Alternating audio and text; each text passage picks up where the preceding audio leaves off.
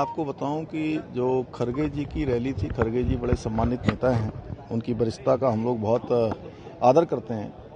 लेकिन देवभूमि उत्तराखंड में कभी भी ये वर्ग की बात, ये क्षेत्र की बात, ये जाति की बात किसी भी कीमत पर स्वीकार नहीं की जा सकती है। और इस तरह से एकदम से नैरेटिव बनाने के लिए ये सब करना, मैं समझता हूं कि ये कांग्रेस की बहुत बड़ी विफलता भी है और उनकी हताशा निराशा भी है कि जिस पार्टी के लोगों ने कभी जो है डॉक्टर भीमराव अंबेडकर को उन्होंने भारत रत्न नहीं देने दिया, कभी उनको संसद में नहीं पहुंचने दिया, बाबू जगजीवन राम जी के साथ किस प्रकार का व्यवहार किया, सीताराम केसरी जी उनके अध्यक्ष थे, उनके साथ किस प्रकार का काम किया, और वहीं हमारे प्रधानमंत्री आदरणीय मोदी जी के नेतृत्व में डॉक्टर भीमराव अंबेडकर जी का जिस प्रकार से उनके पंचतीर्थ, जहां से वो पैदा हुए, जहां उन्होंने अध्ययन किया, जहां जहां वो गए, उन सभी को इस प्रकार से सम्मानित किया और उनकी जो सोच थी, उस सोच को अपनी सरकार के कार्यों में सम्मिलित किया, धरातल पर उतारने का काम किया। उत्तराखंड देवभूमि है, इस देवभूमि ने सभी को आत्मसात किया है, सभी को गले लगाया है, सभी को अपनाया है। और खड़गे जी और कांग्रेस का ये कहना, मैं समझता हूं उनकी हताशा, निराशा और एक दलित एंगल देना बहुत दुर्भाग्यपूर्ण है। जबकि वहां पर जो हमने जानकारी करी तो इस प्रकार के धार्मिक उन्माद के नारे लगाए गए।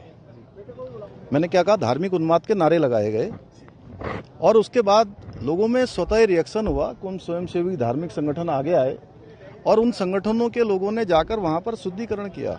शुद्धिकरण इस बात का किया कि वो रामलीला का पवित्र मंचन वहां पर होता था, भगवान राम का स्थान है, वहां प्रत्येक वर्ष रामलीला होती है, धार्मिक आयोजन होते हैं।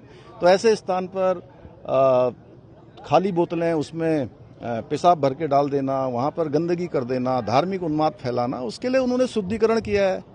तो इसमें मुझे लगता है कि उनको अपने ऊपर ले जाना इसलिए था कि उनको वोट चाहिए। अरे भाई, वोट चाहिए तो कुछ काम करिए।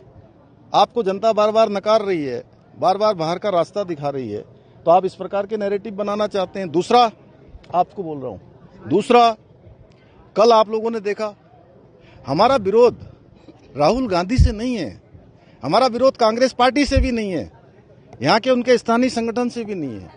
हमारा जो विरोध है वो उनसे, ये जो वंदे मातरम का वो विरोध करते हैं, राष्ट्र भक्ति नहीं करते हैं, सम्मान नहीं करते, हमारे सैनिकों का सम्मान नहीं करते। देवभूमि के अंदर इतने सैनिक रहते हैं, वो सैनिकों से सर्जिकल स्ट्राइक का हिसाब मांगते हैं, वंदे मातरम का अपमान करते हैं। तो हमारा इस बात का विरोध है। कल पूरे देश ने देखा कि वो किस प्रकार से करते हैं। और राहुल गांधी जी की जो भाषा हो गई है, वो इतनी असंयमित हो गई है, अमर्यादित हो गई है, असंस्कारित हो गई है, उसकी जितनी निंदा की जाए वो कम है। वो इस बात की हताशा और निराशा दिखाती है कि उनके मन में क्या चल रहा है।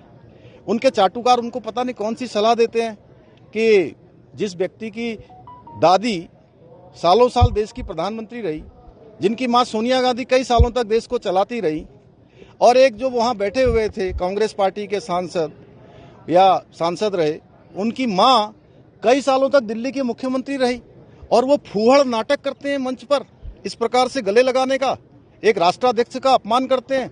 महिलाओं के प्रति इनकी क्या सोच है, ये दर्शाता है कि आखिर ये महिलाओं के बारे में क्या सोचते हैं। इसीलिए इनकी इसी खराब सोच के कारण हमारी महिलाओं को जो माननीय प्रधानमंत्री मोदी जी और एनडीए ने तय किया था कि 33% का आरक्षण विधानसभाओं और संसद में मिलेगा, उसको मिलने में देरी हो रही है, वो बिल पास नहीं हो पा रहा है।